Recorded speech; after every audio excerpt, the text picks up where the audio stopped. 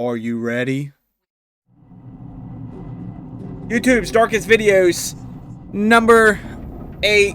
It was 2:46 The following video contains scenes that may be upsetting and distressing for some. Viewer discretion is advised. p.m. when the ground began to shake. Oh my god, it's a quake!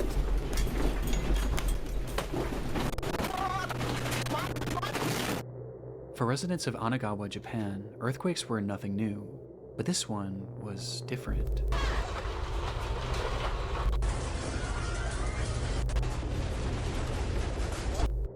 Hey y'all, I think Came Otis with got it up. violence that none of the locals had ever felt before, and by the time the shaking had stopped, everyone in the city seemed to be left in a momentary state of shock. This was especially true for the nearly 160 Chinese 160 workers and Chinese students that had recently moved to the area, with most having never experienced any earthquake, let alone one of this magnitude. Of these workers, Hey chat, have y'all ever who had recently been hired as experienced trainees at a an company called earthquake? Sato Susan, a company that sold fresh seafood. And having been at work at the time of the quake, they frantically ran out of the building and stood in the street desperately trying to figure out what to do next, unaware of the fact that the real horrors were still yet to come. In Japan, it's not just the earthquakes you have to worry about, but the tsunamis that often follow, and usually the bigger the earthquake, the bigger the wave. And given that Anagawa was right on the sea and Sato Susan was directly on the shoreline, No, these I haven't women were now experienced standing directly anything in the like path any of an impending disaster.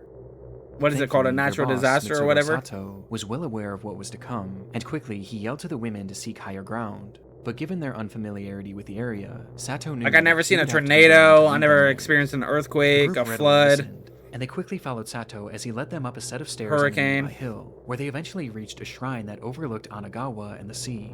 It was the highest point in the area. Wait, plane? Where you going? No. Where you think you're going? Plane? You trying to skip out on the States, bro? In the airport? Oh, hell nah. Hey, W mans, bro. Hey, JM, you be safe, brother. You be safe. Make sure you text in Discord that you landed safely, man. Or you're going home? What do you do? Go on vacation or something? What about JM? Be safe, big dog. You never catch me flying. area. It's not too bad. It's not too bad. Be a massive influx of water. And sure enough, as they neared the top, Sato's fears were already coming true. As the sea had drastically retreated, it was now beginning to push forward. And things were only going to get worse from here.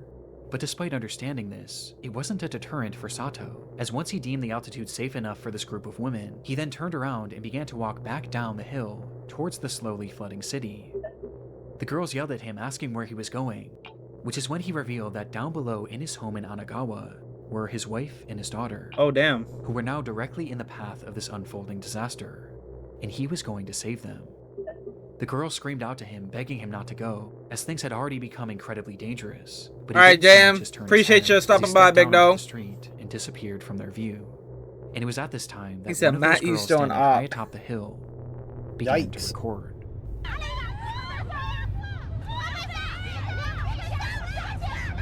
Oh, no. Oh, no. All my life, family has been super important to me. I love my family, but I also realize I don't know much about them, at least outside of my immediate family members, and specifically my grandfather, who I never got the chance to meet. And when thinking about this the other day, I went down a rabbit hole of trying to find out more information about my ancestors. And in doing so, I ended up partnering with My Heritage, the #1 family history service and the sponsor of today's video. With my So last night, Get hit with a sponsored and then an ad is crazy. Tim. Honestly, nothing better.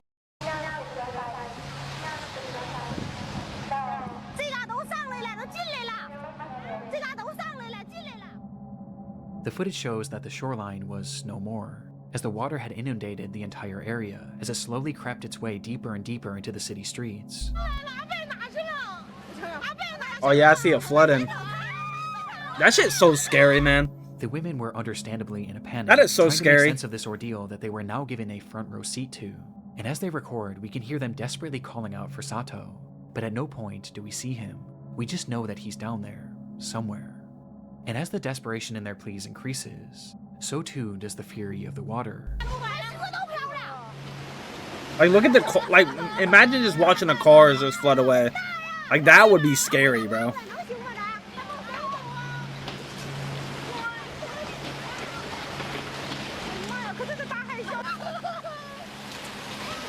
Like, so when the hurricanes was going through, like, North Carolina and Florida, like, last year or so, bro, it's crazy seeing, like, them people, like, post TikToks about it to people that never been through that shit. Like, I seen one, it was like it was a see-through door, and you could just see this big-ass wave smacking the front door, bro. I was like, hell no, bro. Hell no. Why are you still there, for one? For two, get on the roof. I mean, I am not being on the ground in my house. I'm being on the fucking roof, dude. Flooding out of nowhere, too, but 10, 20 feet of choppy-ass currents plus 200 miles per hour winds. Damn, really?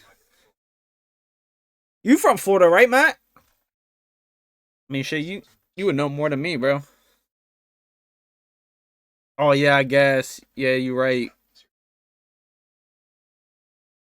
That's crazy.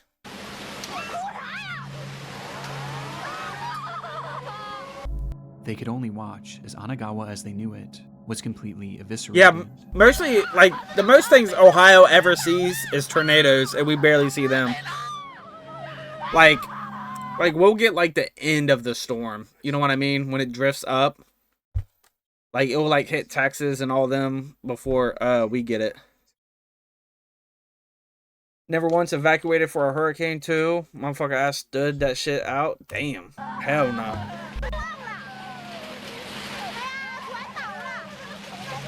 That's menace behavior right there. And by this point, they realized that there was now essentially no hope for Sato. It was at this time that the women realized that despite already being at a considerable height, it still might not be enough, and so they ran even higher up the hill, desperately trying to get out of the path of this water.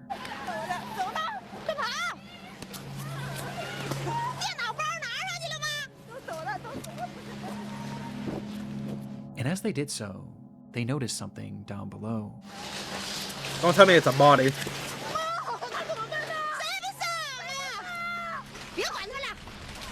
Did she say save yourself?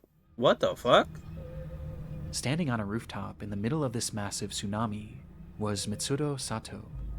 No The building way. that he stood on was once a full 2 stories off the ground, but was now just a few inches above the surface of the water. No.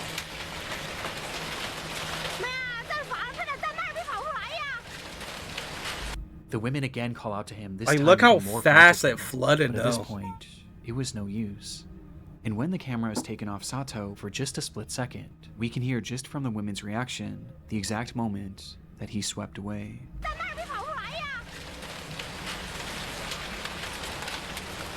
L footage. L footage. The recording stops shortly after. Am I wrong for that? And restarts Damn. minutes later, revealing that the streets where the women had been standing just moments before. I got a video of me standing outside at 11 That p.m. once stood around them as were now Milton reduced closed to in on nothingness. us. The early rains and In front of them was a sea of death. And had Mitsuro Sato not led them up that hill, then all of these women would have certainly been a part of it. That's crazy, Matt. Hell no, bro. The date was March 11th, 2011, a day where Japan had been hit by its most devastating earthquake ever, with it ringing in at a magnitude 9.0, which in turn caused the nation's worst ever tsunami, as that day, Damn. 19,759 people would lose their lives, with Mitsuro Sato being one of them. But against all odds, his wife and daughter were R.I.P. not part of that death toll, as it's been reported that they were later found alive and unharmed. That's The so, devastation bro. of it- That's so sad. He went to go save them, but they already saved themselves. That is so sad, bro. I was sitting outside, got drenched in seconds from water pelting me at 50, 60 miles. Like, imagine trying to stand and win the speed of cars going Dude, exactly. Like I ain't gonna lie. I would be the first one out of there, bro. They said a hurricane level 6 come in. What do you mean? I'm already packed up, bro. I'm already packed up. You feel me? I'm already gone. Occurred that day is incomprehensible. And all the footage of this disaster could warrant a place in this video, especially the footage I'll be out of there a Kanagawa, month ahead of as you can time. see what it looked like before, I ain't playing with no hurricane, bro. during, and after. It's just crazy how powerful, like, water in general is. And it's scary, bro. But what I found so interesting about this was all throughout this disaster were stories like Sato's, a man who Yeah. risked his life to save 20 women that he hardly knew, and a man who gave his life trying to save his family, walking directly into the path of the worst natural Yeah, that's disaster sad, in man. modern Japanese history, all in an attempt to save the ones that he loved. And I honestly find it quite beautiful that afterwards, these women adamantly shared his story and made sure that the world forever remembered Misuro Sato as the hero that he was. W Sato. And of those 160 Chinese migrants who worked in the area, it was later reported that not a single one of them perished, which speaks volumes about the people of Anagawa, who so readily put others' lives before their own. W Sato. Got a R.I.P. Big billion-dollar dog. web app idea? Now you can turn it into reality with hosting or The man in the One marshal garage. is investigating a blaze in Georgetown. 2 people found dead inside the home, and so far it's not known how the fire started. Oh, hell It was no. just past 5:30 a.m. on the 17th of February 2021 when residents of a small neighborhood in Georgetown, Ontario were woken by the sound of sirens blaring. One man frantically grabbed his cell phone and rushed outside to record the unfolding scene, where he was met with a horrific sight. His neighbor's home was fully engulfed in flames. It must have happened quickly, as by the time rescue workers even arrived on the scene, there was already little hope of saving the house, or any of its occupants. It would take hours before that blaze was finally quelled, revealing the charred devastation inside, as firefighters would find the remains of 56-year-old Christina Rirak and 59-year-old Andrew Rirak within the home's garage. The cause of this fire was initially unknown, but quickly the situation was deemed suspicious when experts determined that the fire had started as a result of some sort of explosion that had happened within the garage where the couple's bodies were found. This was later confirmed by security footage obtained from a neighbor who lived across the street, capturing the moments when it suddenly ignited around 5:27 a.m. There was clearly something off with this case, and things only became more sinister following Man, that's the a nice ass autopsies house, of Andrew too. and Christina, which revealed that they hadn't actually died in that fire, and instead, both of them had been stabbed to death, with Andrew also being badly beaten. This fire wasn't started to kill them, it was started to cover up their Yeah. murder. And it did a good job of it too, as the scene was now left completely destroyed, with very little evidence being left behind. But there was something else investigators thought to check. That's security footage.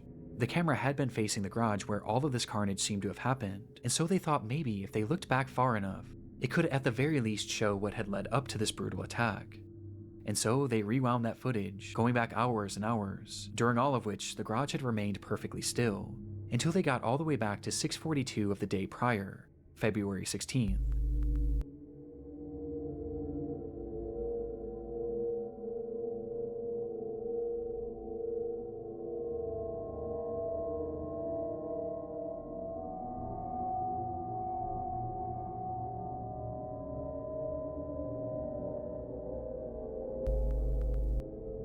The film showed the moments He that the said, couple "Hell had arrived nah, home together GG." inside of Christina's car, which Andrew had been driving that night, as he pulled uneventfully into the garage. This was the last time this couple was seen alive on camera, which on its own is disturbing enough. But as it turns out, there was something far more unsettling about this footage, as it revealed the fact that Christina and Andrew weren't alone. Nope. Cut it.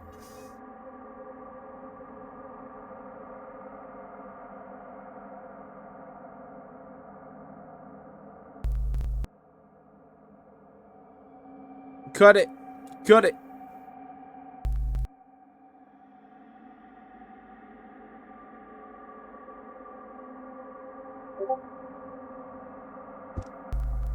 The footage showed a tall figure, but as it turns out, there was something. The camera had been facing the garage where all of this carnage seemed to have happened, and so they thought maybe if they looked back far enough, it could at the very least show what had led up to this brutal attack.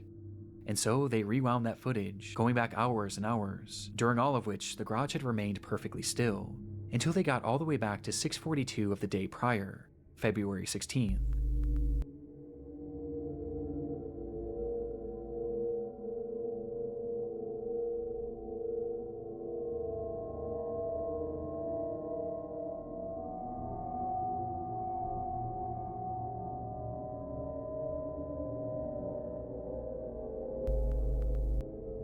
The film showed the moments that the couple had arrived home together inside of Christina's car, which Andrew had been driving that night, as he pulled uneventfully into the garage. This was the last time this couple was seen alive on camera, which on its own is disturbing enough. But as it turns out, there was something far more unsettling about this footage, as it revealed the fact that Christina and Andrew weren't alone.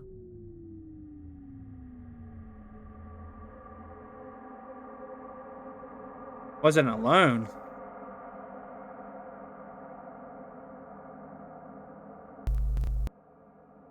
Oh, hell nah.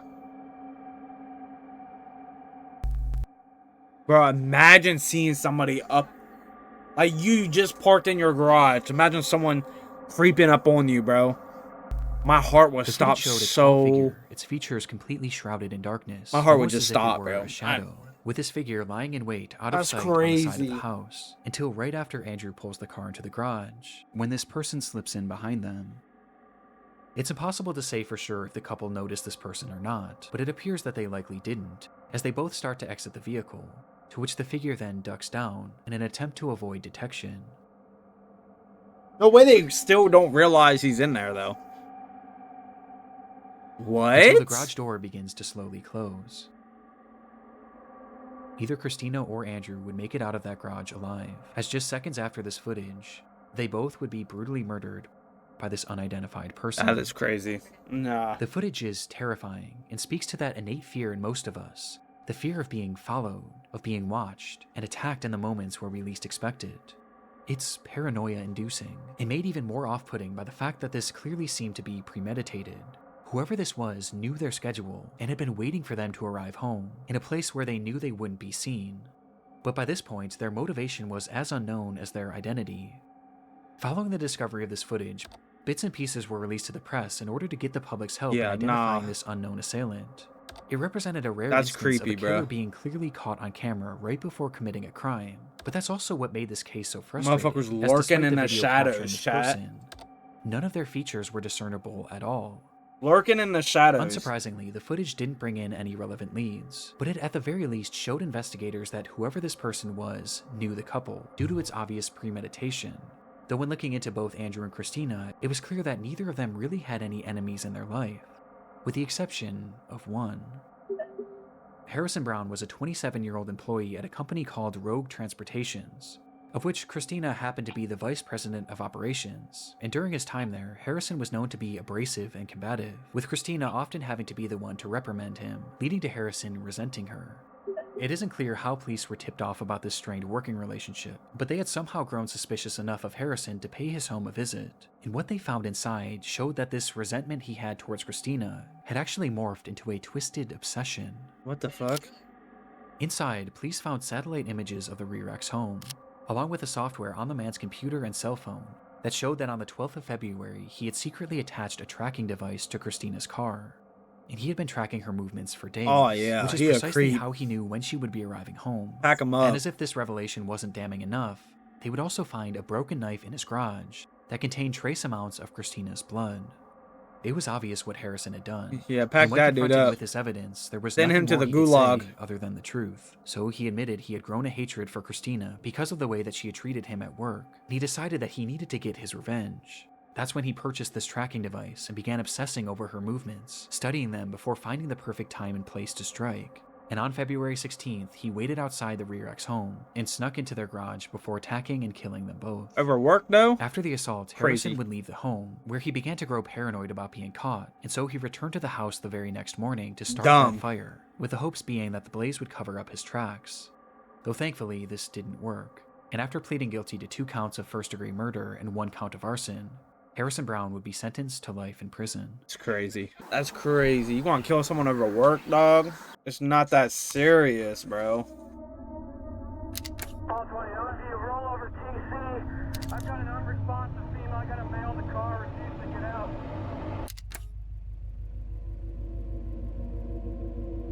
It's the eve of Thanksgiving, 2015. Police officer Patrick Feaster sits in his cruiser parked alongside the road in the town of Paradise, California, waiting for his first action of this uncharacteristically quiet night. His car was facing the direction of a well-known local cantina, which patrons were known to drive away from under the influence. And sure enough, as the clock approached midnight, the calmness around Feaster would be shattered by the sight of a car speeding out of the restaurant's parking lot.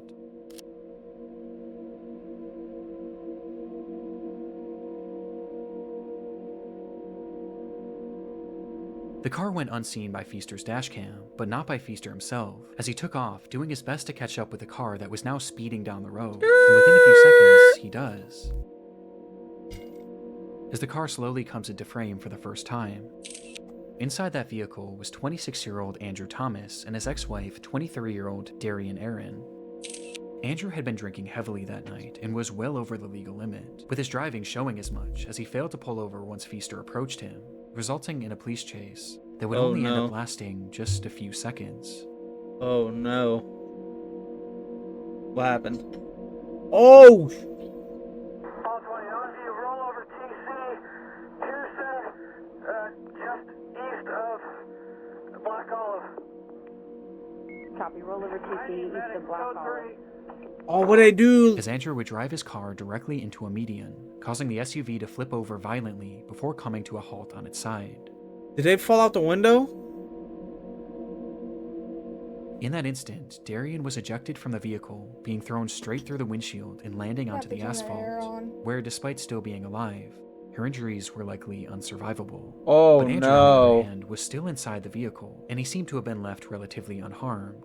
As perhaps being boosted by adrenaline, he quickly tried to crawl his way out of the car in a desperate attempt to check on Darian, with Officer Feaster's dashcam capturing the entire ordeal. Yeah, Though you just got as life, Andrew big attempted dog. to do so, we see Feaster step into the frame, where he suddenly draws his gun and, without saying a single word, fires 2 shots at Andrew, with one of the bullets appearing to strike him, causing his body to go limp as he falls back into the car. It happened in a literal instant, so fast that it's clear Feaster had most likely accidentally discharged his weapon, as there was no attempt at communication before the shot was fired, with Andrew clearly posing no risk to him, as both of his hands were being used to hoist himself up. From the footage, this all seems to be a horrible accident, and one that Feaster seemed to recognize right away, as he rushed up to the car, pointing his flashlight at the man that he had just shot, staring at him for over 10 seconds, trying to make sense of what he had just done, before he finally snaps out of it and uses his radio to call for backup. Though this is when this already dark video starts to become much more disturbing. I've got an unresponsive female. I got a male in the car, refusing to get out. When Feaster makes this call, he never mentions the shooting, and instead he states that the driver was refusing to get out of the vehicle. This is then followed by Feaster walking away from the man and pointing his flashlight to the ground, almost as if he was looking for something. Copy, give your cross on Black Olive. Pearson. Copy, Black Olive and Pearson. With some theorizing that he was looking for his shell casings. Though right then, another officer arrives on the scene and begins to survey the wreckage. Just her? No, there's a male in the car, refusing to get out. Where, again, Feaster says that Andrew was refusing to get out of the car, Damn. making no mention of the fact That he had shot just him. shot him. I think he was scared, bro. It's clear at this he had point to be what scared Feaster of. was trying to do. He was trying to cover up his accident. Yeah. But this suddenly became more difficult when Andrew started to speak. Okay, we got one. He's refusing to get out. Get out of the car, sir. You're not shot, sir. Get out of the car. You're not Thomas was shot, still alive, sir. And had muttered to Feaster that he had been All right, shot. brother. Even to his face, Feaster denies it. That's Shortly after, crazy. Andrew then tries to tell the other cop what had happened. Sir, I want you to come out of the car. This car is still on, and I don't want you to get hurt. Behind him? Yeah. Yeah, I was right there. I saw it. get shot at the cantina? Who shot you? The cop did not shoot you. But understandably, this other cop wasn't believing him, as surely Feaster would have said something at this point. And so the minutes start to pass. Why wouldn't and you after say 5 something, full bro? minutes, Feaster continues processing the scene like nothing had happened, with the other officer being left to theorize that Andrew must have been seriously injured and was likely in a state of shock, which is why he was Bro. making all of these strange claims about being shot. He may be hurt in there. Yeah, I know he is. He's in shock at the very least. From here, the footage cuts, and we're only left with the audio from that same officer's body cam, as he attempts to get more information from Andrew. Sir, I need you to talk to me so I know you're okay. Sir, take a look at me. Did you bump your head? But by this point, he had gone completely silent.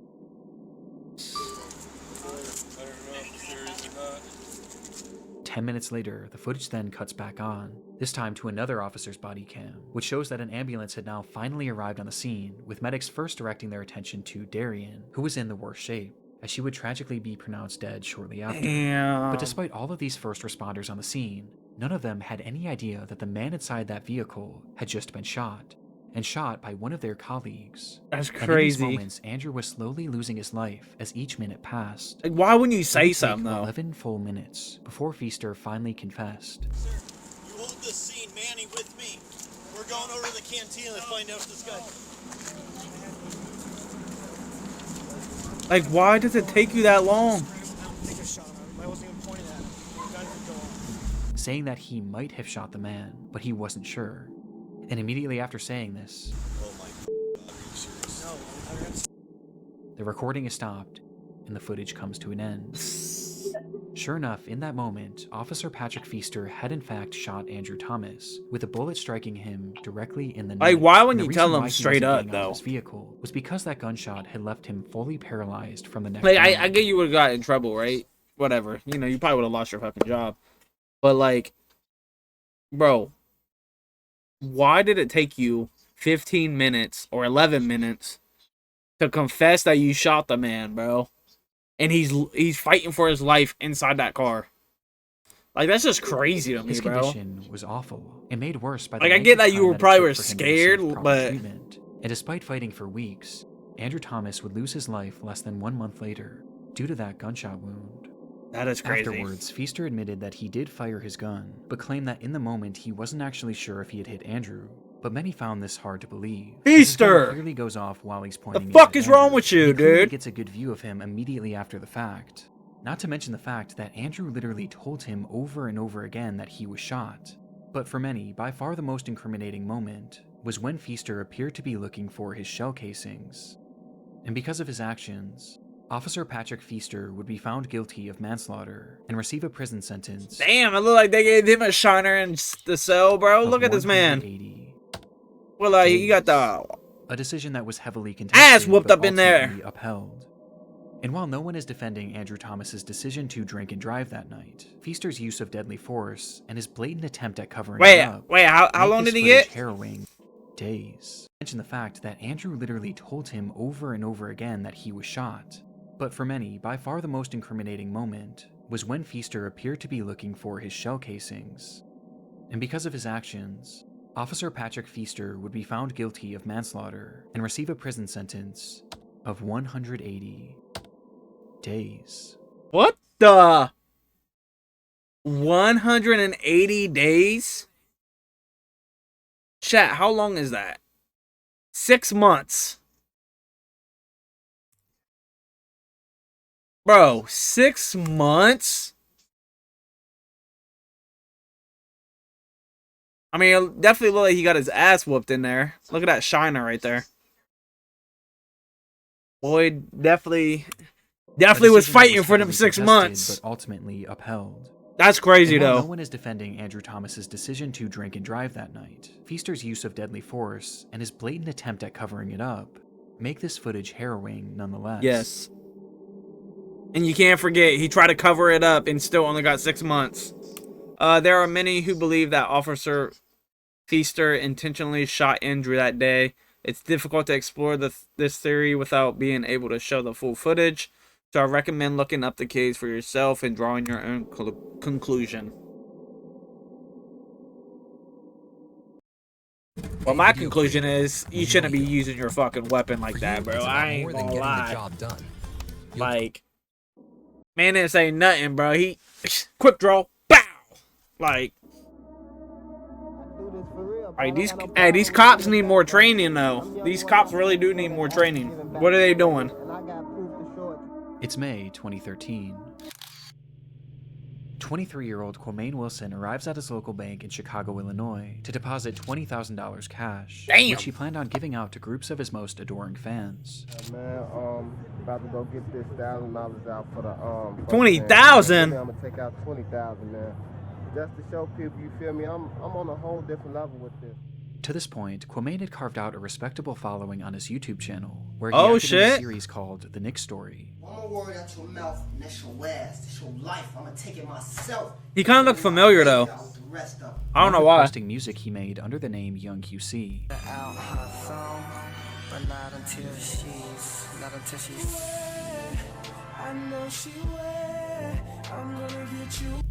Based on his viewership alone, his success was apparent, and he wasn't shy about showing off the wealth that he claimed to have accrued as a result of it, posting photos and videos of himself flaunting large amounts of cash across his social media pages. He driving a But this Lexus. video was by far his most boastful yet, as he would take that $20,000 and throw it into the air for all of his fans to fight over.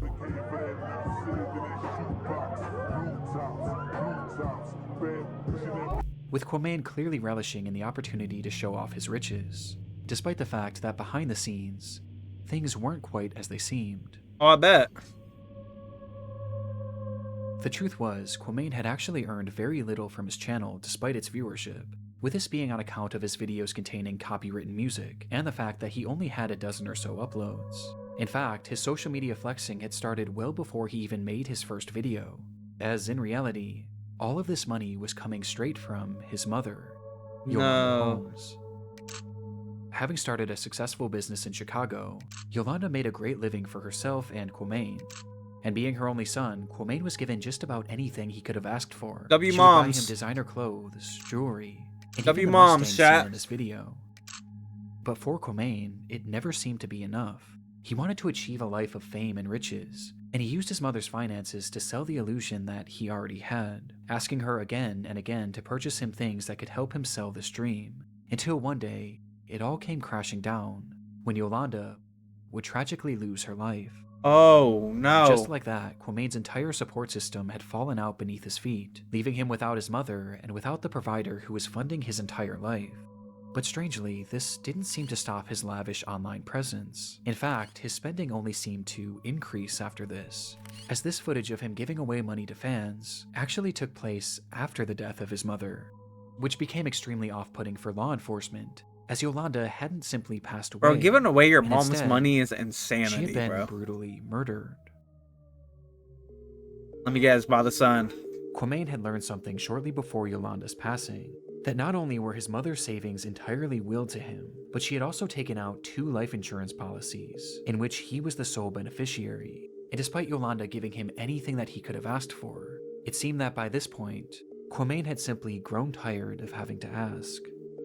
And so, on September 2nd, 2012, he would offer his friend Eugene Spencer $3,500 to kill his own mother. Bro, come Eugene on, accepted the bro. offer, and that night he would travel to the apartment of Yolanda Holmes late at night. After she did where all he that entered for her you, room bro, you want and shot to her hire multiple someone to kill your times as she moms slept. for money?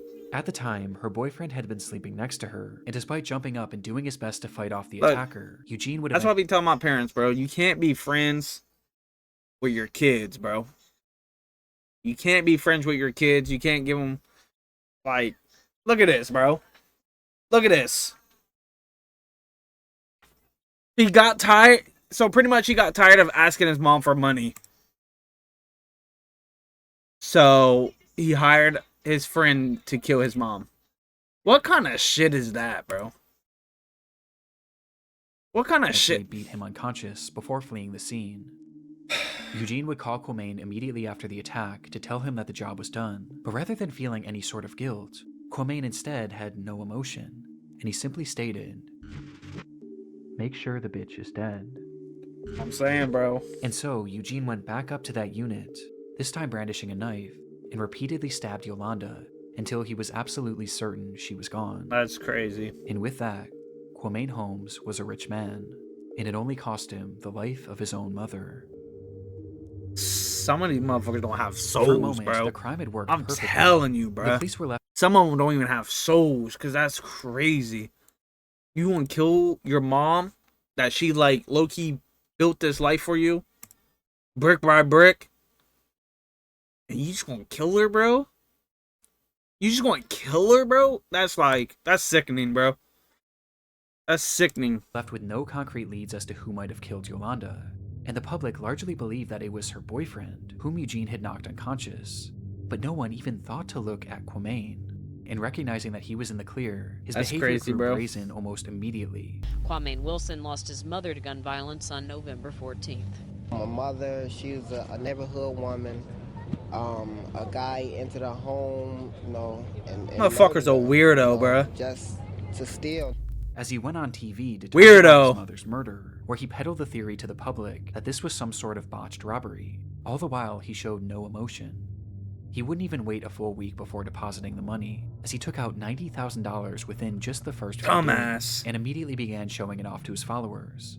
And in this footage where he gave away that $20,000, throwing it into the air as if it meant nothing to him, every cent of that had come from the death of his own mother, a death in which he was entirely responsible for. Fucking weirdo, It bro. would take over a full year for Quamain and Eugene to be caught. So, not only that, you kill the mom to get the money.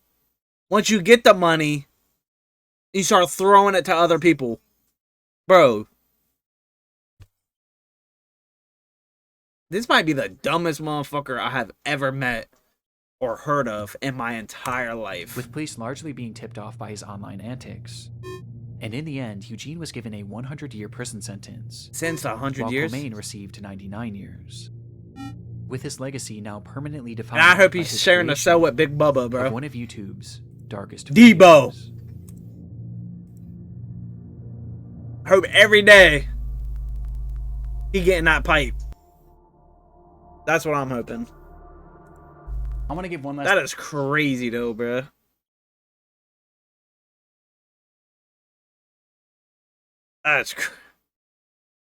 Makes no sense, bro.